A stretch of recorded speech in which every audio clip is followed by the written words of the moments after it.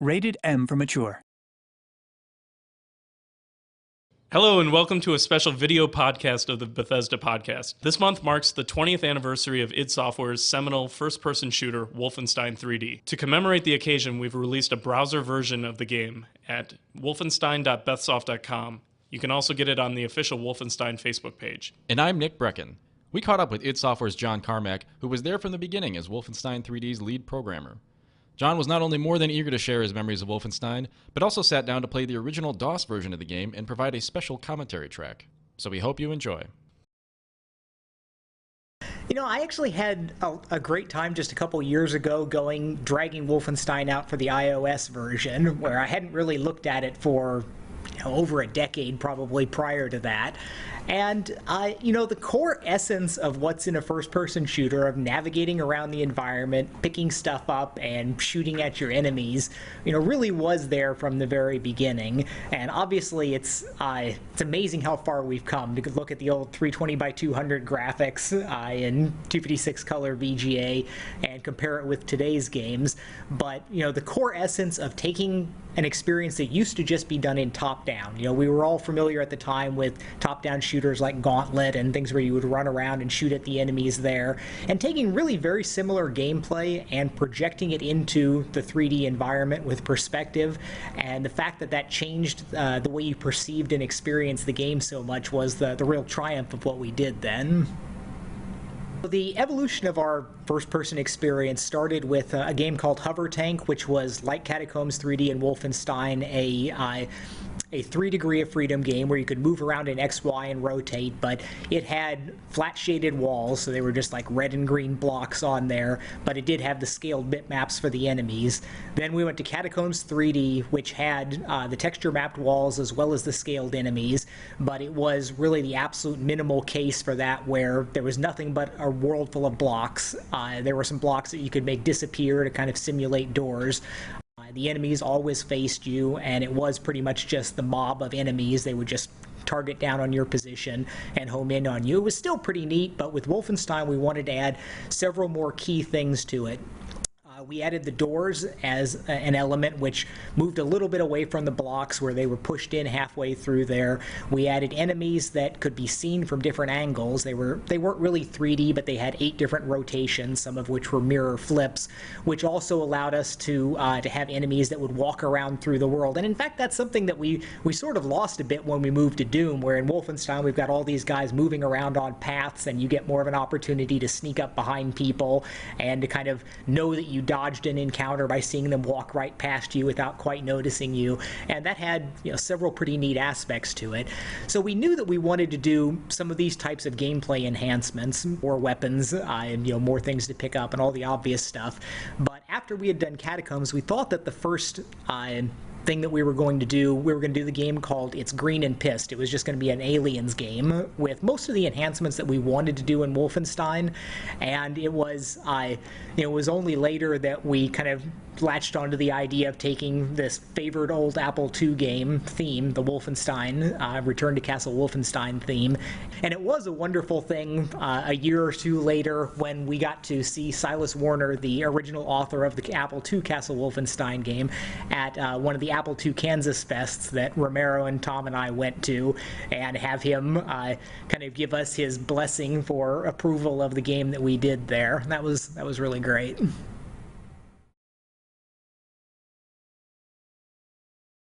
So technology-wise, the 2 previous 3D games, the Hover Tank and Catacombs 3D, I had done those in an object space sort of rendering where it drew limited polygons. They were one-dimensional in terms of they were just line segments on there that were restricted to axial on there, but it had something that resembled a polygon rasterizer and a polygon clipper, and those were both done in 4 to 6 weeks apiece, and I had really quite a bit of difficulty with it. And again, going back in time 20 years, there weren't all of the references and existence proofs and tutorials on all of this, and I was having a hard time getting some of that stuff to be as robust and reliable as it needed to be. And you could get a few freak out cases in Catacombs 3D, and one of my real goals was to simplify it enough that it would be really rock solid and robust.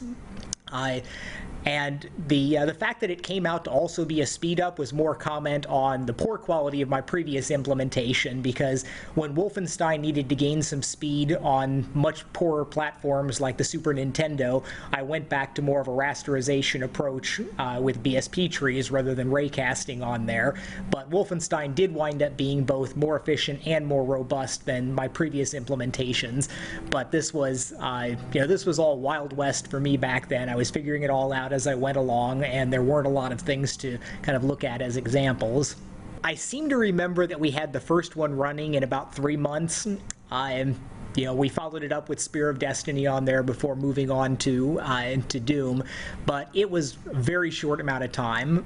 We leveraged the tool sets that we were using to create the 2D games, the Commander Keen series, where we had a good tile editor that John Romero had developed, and since the Wolfenstein maps were basically simple tile maps, we were able to kind of make things happen really quickly on that, and also the maps were just so quick to create. We had several maps in shipping products that were literally done in one day. Somebody would go scrub out a map, we'd play it a bunch of times, tweak things a little bit, and it would go into the project there. And it's always interesting looking back at the games there, where you look at the source code and like it all fits in one directory. It's a handful of C files and a few ASM files, and there's just not that much to it. When we look at what we're doing today, and it seems that we can't throw a dialogue up on the screen without invoking 10 different frameworks and 50,000 lines of code.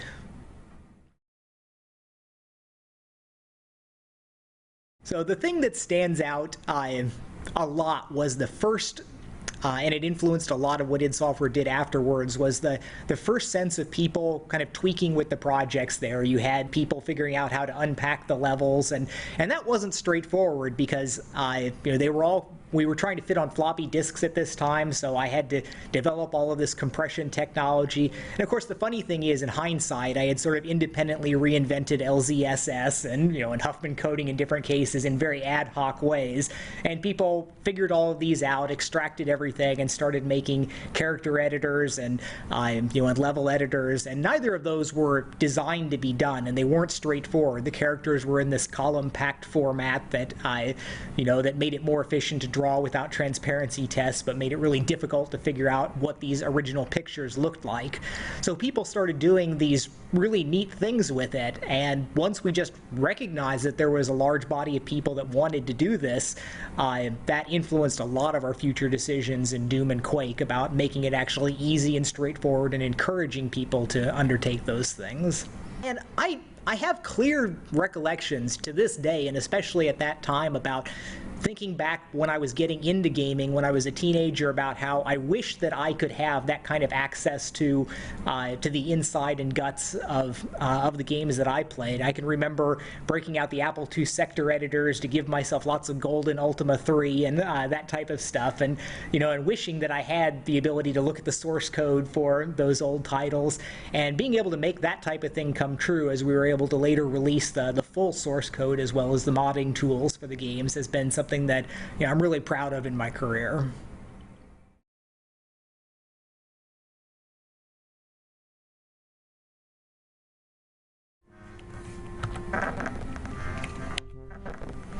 So one of the things that I used to insist on in the old games was that you should be able to launch the game and just bang enter a few times to get in and be playing the game.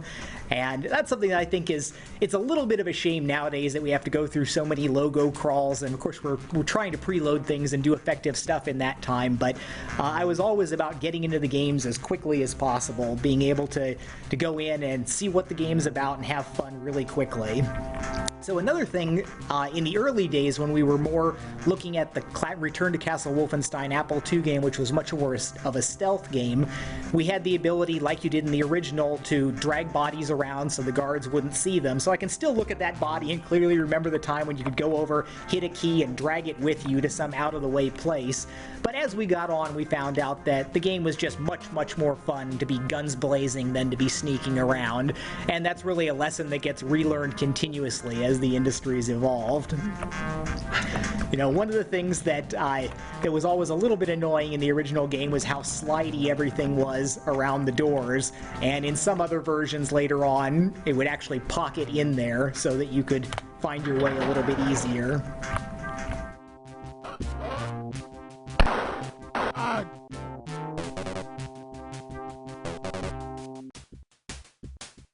I remember the push for saying that we wanted to get something else and couldn't we do something like the doors, and that certainly was a little bit on the ugly side in the code, the way it was hacked in with the ray tracers, but, it was certainly a worthwhile thing, although you had so many people that would just play the game with their nose scrubbing up against the wall like this.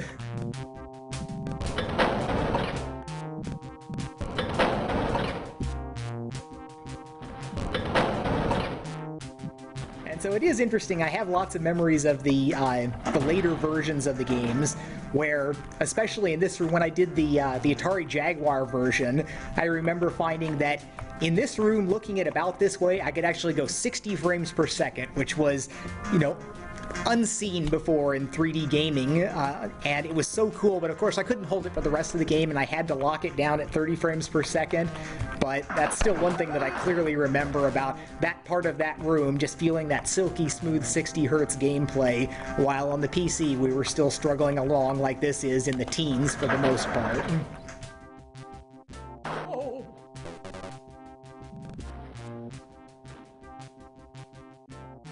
I personally did, of course, the PC version and the Super Nintendo version and the Jaguar version, and then we had Wolfenstein, kind of like Doom, is just anything that's got a CPU has a version of Wolfenstein on it since we had the open source versions. But we had official versions on the Mac which had higher quality graphics made, and a few of the other platforms, the Archimedes or the Acorn Risk Machine, several other things that we had licensing agreements with. Now, that was another thing on the Super Nintendo version.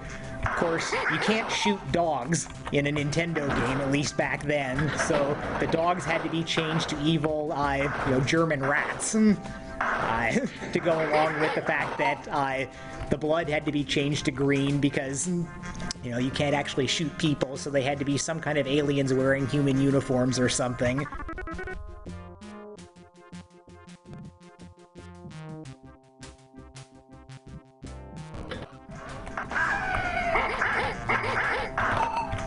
And so, of course, back here we're dealing with, this was our first game with digitized sound effects. The music is still frequency modulated ad-lib synth, but, we had digital sound effects in here. And this was, working with Bobby Prince for the music and creating all the sound effects for us. And that was pretty cool back in the days. If you had the ad-lib, you just got these squirrely, not-so-interesting little beeps on there. But if you had the Sound Blaster, you got the digitized sound effects. Yeah, there's two graphical glitches. Like, one that I just saw there is there was a missing column as I hit the push wall. And then occasionally, as I'm moving around, I may notice one stretched column that shows up. As two of the things that they were constrained in that they wouldn't cause crashes or difficulties on there. Although actually here you can see one of the graphical artifacts where the normally when you're a decent distance from things, everything smoothly expands on there, but if you notice when you get up close and they start going off the edge of the screen, you start getting more quantization in that. And that's a result of the fact that the core graphics technology behind the texture mapping in this time frame was compiled scalars, where there's actually a different little section of assembly language code that was programmatically generated to draw a 64 tall piece of graphics, 2 pixels tall, 4 pixels tall, 6 pixels tall, and so on, all the way up to the full height of the screen, but it started taking up too much memory and it would run out in a 640K system if I let them stretch all the way up to the largest possible scale that you'd get there in steps by one, so it started taking some shortcuts and saving a little bit as it got bigger.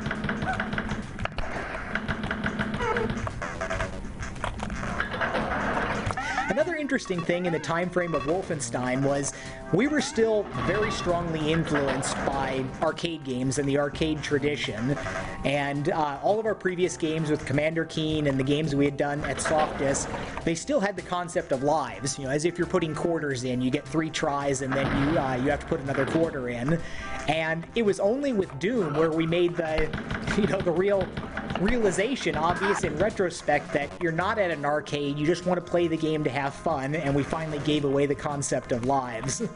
But in Wolfenstein, you still had, one-ups hidden some places, and you had to, in theory, get through the game without losing all of your lives.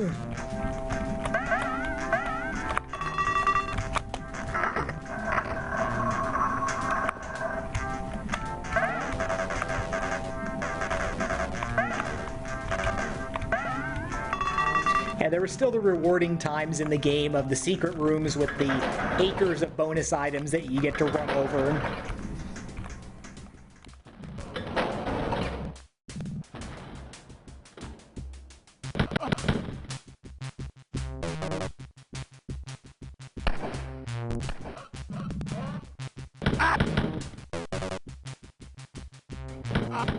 So I still regret the fact that we were a little late to the game on iOS. When it first came out, I pitched that we should move Orcs and Elves, one of our successful feature phone titles over there, and we got something up and running, but we couldn't pull the trigger on actually turning it all the way into a product.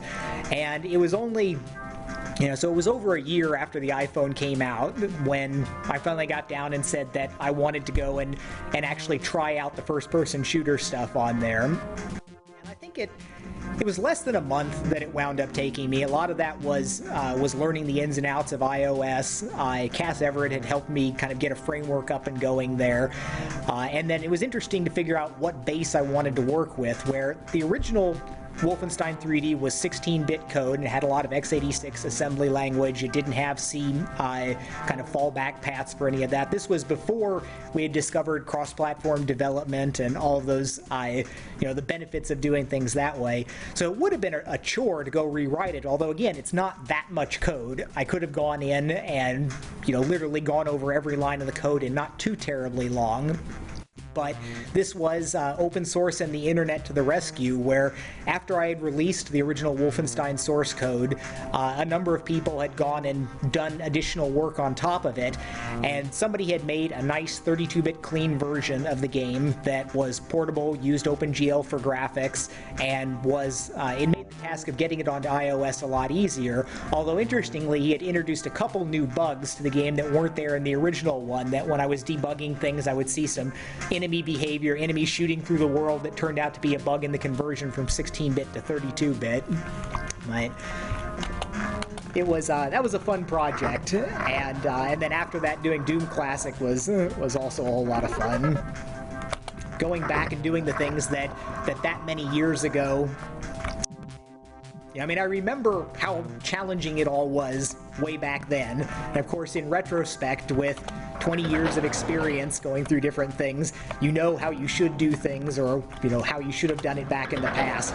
Probably even more so with Doom, where having done a number of versions of Doom over the years, I knew exactly how I really should have structured the loop, especially for a hardware-accelerated game. But yeah, going back, one of the funny things, or interesting at least, in the case of Wolfenstein and really all of our games to some degree, is that when we're actually making the games, I usually haven't thoroughly played through every level in the game during development. I'm all busy going through the same levels over and over again, working out problems, optimizing things.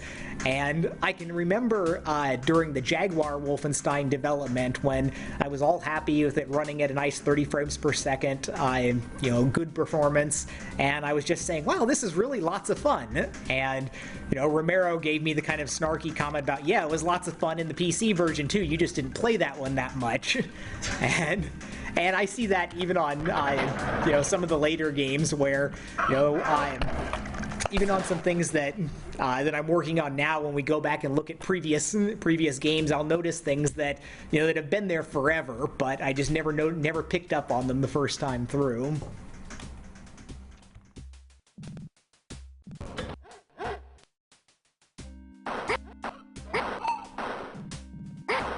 It is still interesting. It's like, I'm sure a modern gamer that didn't come up through the through the generations of all of it might be a little hard pressed to see to see what the fuss was all about.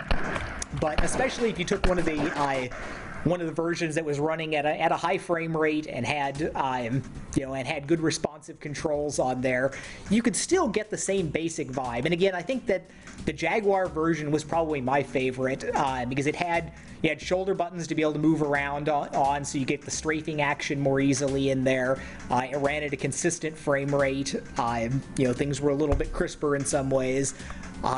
So I had a lot of fun on that, and I think that somebody today would have a similar sense to going back and looking at a game like Defender or Robotron, one of the classic arcade games that you can still kind of see the fun in today.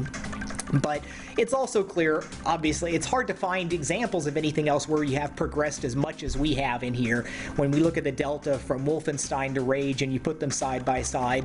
And it's true that I literally couldn't have imagined 20 years ago what we would be able to do in the games today, like, what Rage could look like, because computer-generated graphics in the movies 20 years ago didn't look as good as what we do real-time in the games now. That sense of 6 orders of magnitude of progress, a factor of 1,000,000 that we're using to do really sort of the same basic game. You run around, you pick stuff up, you engage your enemies and defeat them and move on to the next level, but we're throwing 1,000,000 times more power at it now than what we had here. And, it's pretty good use for it. It makes the games are a whole lot better. They're more interesting in all sorts of ways.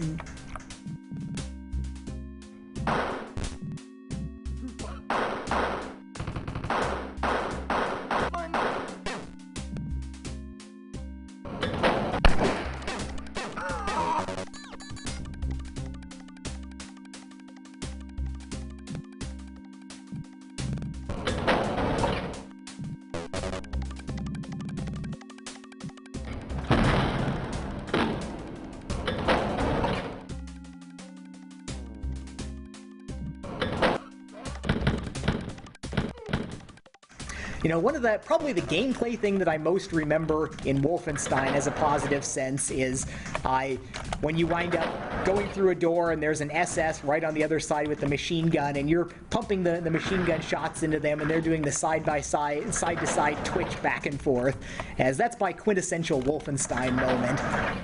My quintessential Doom moment is the imp getting a face full of blood bursts from a shotgun, but most games have that thing that I associate with the action there. And Wolfenstein had a lot of good play value in it. There were a lot of levels because they were easy to create, and quite a bit of play time through it. And then, of course, when people started making their own levels, you had as much of it as you could possibly want to play.